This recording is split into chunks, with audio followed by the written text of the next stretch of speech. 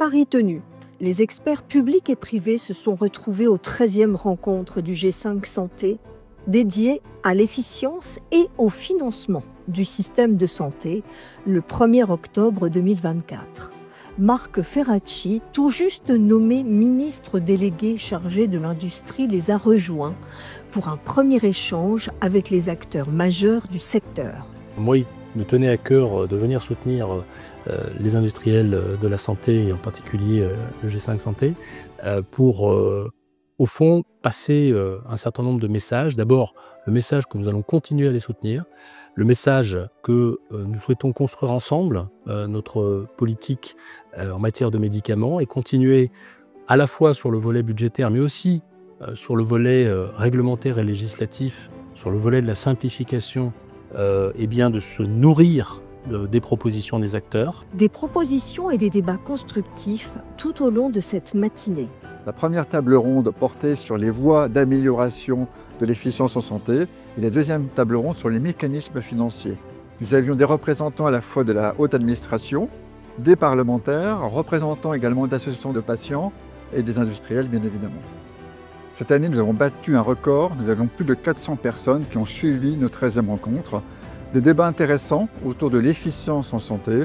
Le G5 Santé a appelé aujourd'hui à la mise en place d'un plan national d'efficience. L'occasion pour le G5 Santé, porte-voix des entreprises de santé françaises, de dévoiler une étude inédite qui pointe du doigt le potentiel considérable de gains d'efficience dans le système de santé français. Le G5 Santé propose donc 15 recommandations structurelles issues de cette étude et la mise en place d'un plan national pour l'efficience afin d'optimiser et de mieux financer le parcours de soins des patients. Mais en la matière, connaissons-nous des exemples à suivre ? Il est important aujourd'hui d'avoir un éclairage extérieur. C'est la raison pour laquelle nous avons invité l'ambassadrice du Danemark en France afin qu'elle nous fasse un point sur les réformes en cours du système de santé danois et qu'elle nous montre des exemples d'efficience qui fonctionnent en termes de santé au Danemark. Nous étions très heureux d'avoir Patrick Martin, président du MEDEF, comme grand témoin de nos 13e rencontres. En cette rentrée, le débat porte autour de l'efficience de la dépense publique. On a un déficit public qui approche les 6% du PIB et donc il est important d'entendre le plan d'économie du président du MEDEF autour de 30 milliards d'euros de la dépense publique. Et puis on est dans un contexte très particulier. Je fais évidemment référence au contexte budgétaire très tendu que traverse la France. Je crois que c'est important que plus que jamais on se coordonne, on se parle, qu'on fasse des propositions au pouvoir public de sorte qu'ils prennent les bonnes mesures. Je veux dire par là qu'ils ne viennent pas raboter encore la compétitivité, l'innovation, l'emploi qualifié en France au motif de boucher des trous qui n'arrivera pas à boucher autrement que par des mesures structurelles.